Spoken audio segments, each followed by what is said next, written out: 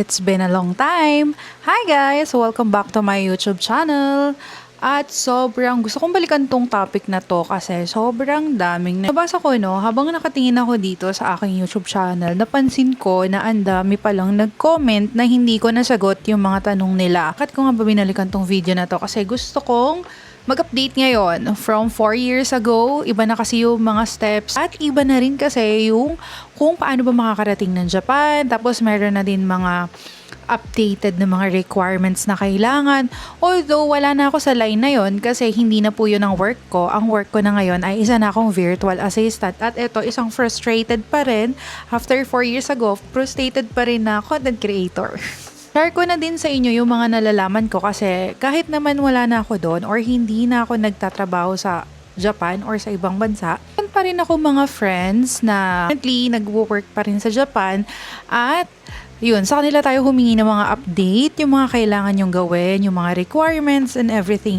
So kung gusto nyo mapanood yun, stay tuned. Habang nakatingin ako dito sa comment section, sobrang natutuwa ako na kahit na ang tagal na nitong video na to, ang dami ko pa rin nababasa ng mga bagong mga comments, mga nagtatanong kung paano ba mag-work sa Japan at nakikita ko ang daming gusto sa inyo na makapunta ng Japan. Sa totoo lang, ang sarap talaga mag-work doon. Kaso kasi, sa case ko, syempre iba na ang case ko ngayon, virtual assistant na ako. Gusto ko pa rin naman i-share sa inyo yung mga alam ko, yung mga update at sagutin na din tong mga tanong na nandito sa aking comment section. So, of today, ang nakikita ko dito sa aking YouTube channel, ang comment is 127. So, sobrang dami. So, gusto ko na lang pumili ng iilan para masagot natin siya. Para masagot natin yung lahat ng mga tanong nyo. So, ito yung una ko nakita. Ang sabi niya, ask ko lang po kung stay in po ba yung language tutorial. So, okay. Stay in nga ba?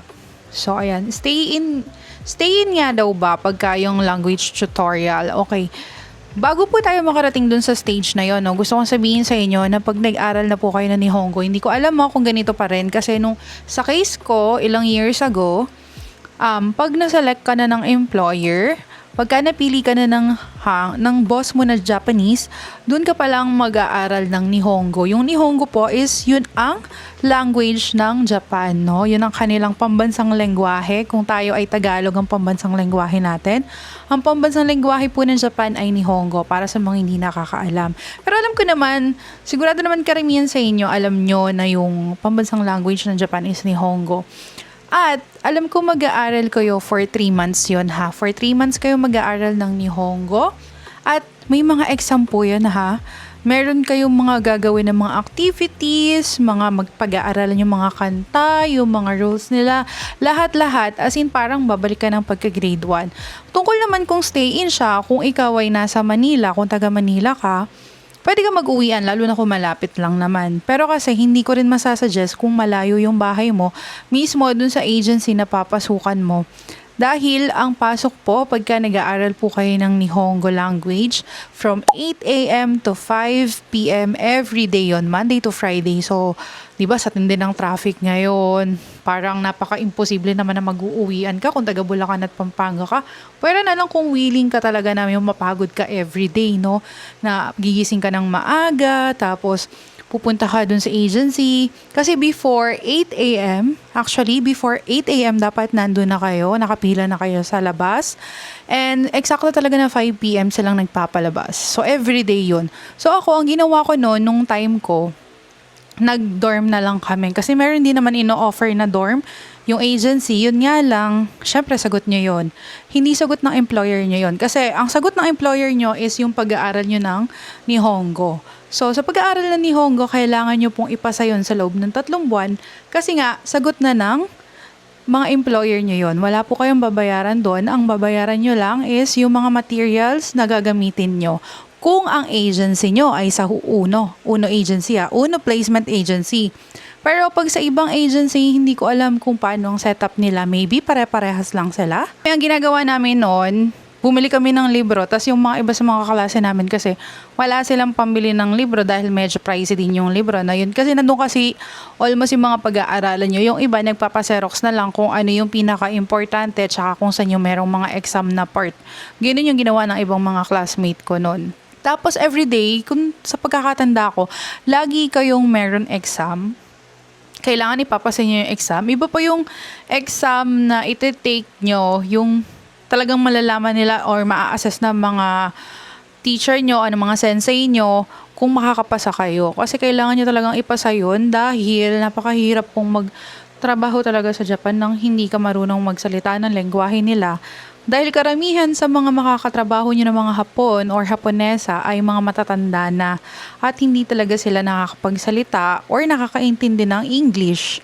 No? Alam nga naman mag-sign language lang kayo dun palagi. Hindi pwedeng ganun. Lalo na kung meron kayong mga hahawakang mga machine, mga gamit, lahat yon nakalagay po sa salita nila na Nihongo or Chinese character. Or kundi Chinese character ang nakalagay ng katakana or hiragana. So kung hindi ka marunong magbasa at hindi ka marunong magsulat, paano ka magtatrabaho? Di ba? Tapos meron pa akong nakuha isang tanong dito, napaka-nice, napaka-interesting nung tanong niya, no? Paano daw pag walang experience? So, di ba alam niyo naman, kahit naman dito sa Pilipinas, pagka nag-a-apply ka ng trabaho, sino ba yung merong mas advantage, di ba? Merong mas advantage yung mga mga aplikante na nag-a-apply na may experience na sila. So, ganun din po. Ganun din po pagka mag-a-apply kayo ng work sa kahit anumang work na sa ibang bansa, kahit hindi sa Japan.